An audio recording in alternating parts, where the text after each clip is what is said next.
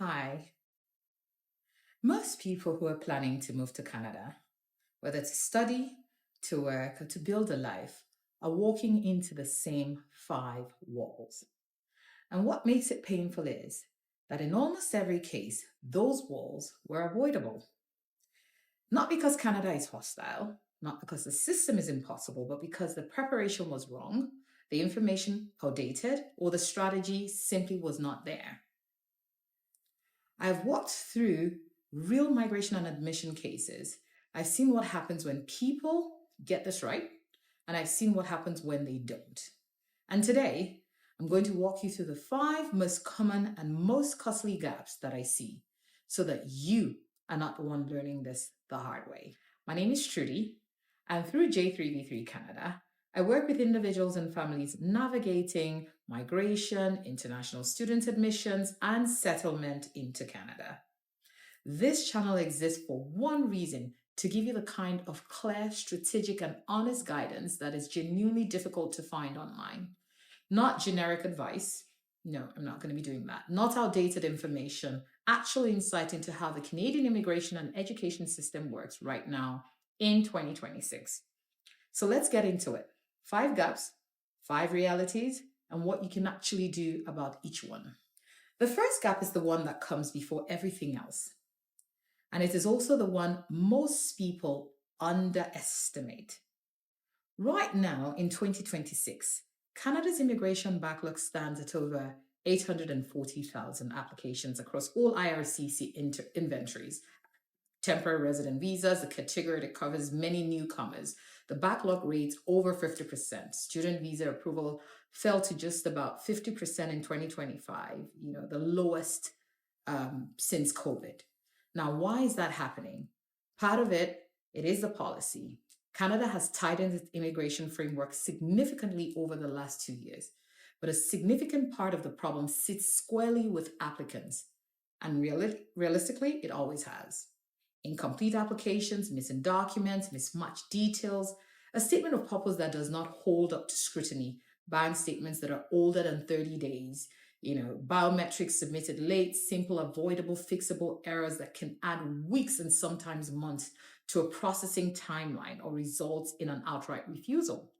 I've seen cases where applications sat for over a year, not because of the system, but because of gaps in the submission that a proper review could have caught. The lesson here is not to be afraid of the process. The lesson is to respect it. Canada is not a destination you wing. We don't do that. You plan for it, you prepare for it, and you submit for it as though you understand that a visa application is not just paperwork. It is a case being assessed by a human being on the other side. If your preparation is not tight, your outcome will certainly reflect that. Gap two. This is one that everyone has heard about in passing, but very few people are truly prepared for when they land. Canada is in a housing crisis. This is not a political statement. It is a documented reality. And for newcomers, it is compounded by factors the Canadians born here do not face in the same way. When you arrive in Canada without a Canadian credit history, without a Canadian rental reference, and sometimes without a Canadian bank account yet, you are at an immediate disadvantage in the rental market. Landlords want guarantees and they're asking for them in ways that are, in many cases, legally questionable, demanding 6 months of rent up front, refusing applications based on country of origin, setting requirements that only someone already established in Canada could meet. And so what do people do? They overcrowd. I've seen students sharing a studio apartment with 4, 5, sometimes more people because this is the only financially viable option in cities like Toronto, Brampton, or Mississauga. I've seen families arriving and sleeping on sofas while they try to navigate a market that was not designed with them in mind. I've seen newcomers and end up genuinely homeless situations, not because they were unprepared in spirit, but because they were unprepared in strategy. The provinces that are most affected are Ontario, BC, and increasingly Alberta. If you're planning to settle in a major city in these provinces, you need to have your housing strategy sorted before you board that plane. not after you land. Know what your rights are as a tenant. Know what a landlord is legally allowed to ask for. Know what short term arrangements exist while you establish yourself, and know which provinces offer more affordable pathways, because not every part of Canada looks like downtown Toronto. Gap three is one that skilled workers and internationally trained professionals run into the most. They try to participate in the Canadian labor market unprepared. You're qualified, you have a degree, a certification, a career history in your home country, you are a professional, and then you arrive in Canada and an employer asks you for Canadian experience, as if that is something you could have had before you ever set foot in the country. This is a well documented barrier in the Canadian employment landscape. Foreign credentials are often not automatically recognized regulated professions. Medicine, engineering, nursing, teaching, law require separate processes for their regulatory bodies. They require fees. They are not clearly explained to people before they arrive, and many newcomers only discover after they have already relocated. There's also the matter of credential evaluation. Programs like Express Entry require an educational credential assessment to verify that your professional Canadian degree, your non-Canadian degree is equivalent, right? And applicants who do not submit this correctly, it affects both the application and the employment prospects.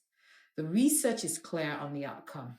Immigrants working below their qualification levels, skilled people in unskilled roles, not because Canada does not need them, it does, but because the bridge between foreign qualifications and Canadian opportunity is not automatic. It has to be built strategically and in advance.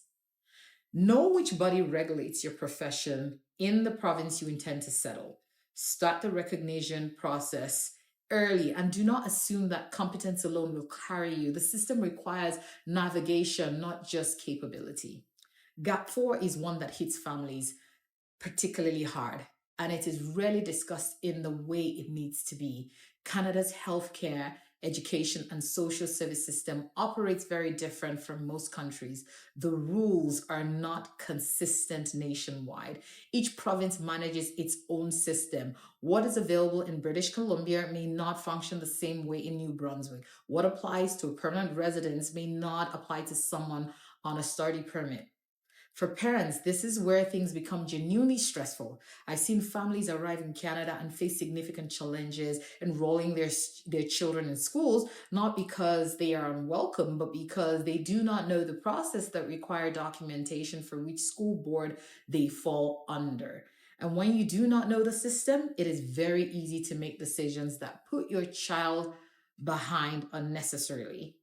There's also the matter of the social insurance number, the SIN, your access to work, to government benefits, to basic financial participation in Canada begins with that 9-digit number. Getting it sorted promptly matters. Simply understanding, how the provincial healthcare works, the waiting period are, what, you're not entitled to as a newcomer, and all this affects your quality of life in the early months.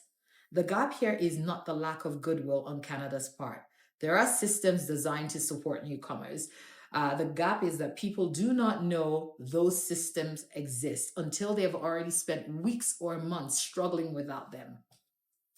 Part of a proper migration strategy is knowing what structures are available to you and how to access them from day one.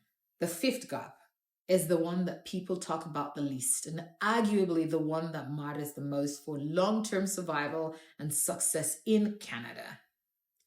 Canada really can be an isolating place, particularly in the early months, particularly in winter, particularly when you're navigating an unfamiliar system, managing financial stress, and trying to build a new life with no established community around you yet. The data bears this out. Research on recent immigrants in Canada consistently shows elevated rates of anxiety, depression, and emotional distress compared to the general population. And the number one reason people do not seek help is not a lack of resources. It is cultural. in many cultures that make up the immigrant community in Canada, and I have encountered this repeatedly across different backgrounds, acknowledging that you are struggling mentally is perceived as weakness. Admitting that you are not coping is seen as a failure of character, and so people carry it in silence. They do not tell their families back home because they do not want to worry them. They do not reach out to services because they do not know those services exist. And then they do not ask for help because they were never given permission to. And isolation compounds everything else. It makes the housing situation feel more desperate. It makes the job market, it makes that search more demoralizing. It makes the cold, and Canada does get cold. It makes it feel personal, but it actually isn't. What I want to say directly to anyone watching this who is either preparing to move or has recently arrived, it is okay to not have it all together. It is okay to admit that this is hard, and there are people and services specifically designed to support you through this transition. You just need to know they exist and be willing to reach for them. Asking for help is not a failure. It is actually the most strategic thing you can do for yourself. So let's bring this back together. 5 gaps: pre-arrival strategy and application errors, the housing crisis, credential recognition and employment underutilization, healthcare and education system navigation, and the mental health and isolation reality of early settlement. None of these are reasons not to come to Canada. Canada remains one of the most genuinely open and opportunity-rich countries in the world for people willing to prepare properly. But opportunity in Canada is not accidental. It is strategic. It is earned through preparation, through understanding the system, through knowing the risk before you encounter them, and through having the right support in place before you need it. That is what J3V3 Canada exists to provide. Not promises, not shortcuts, real structured end-to-end guidance for people who are serious about making this work. If you found this useful, subscribe to this channel because we're going to go deep in every one of those areas and a lot more in the weeks ahead. And if you're actively planning your move and want support that is specific to your situation, the link to book a consultation with J3V3 Canada is in the description below. Do not figure this out alone when you do not have to. I will see you in the next one.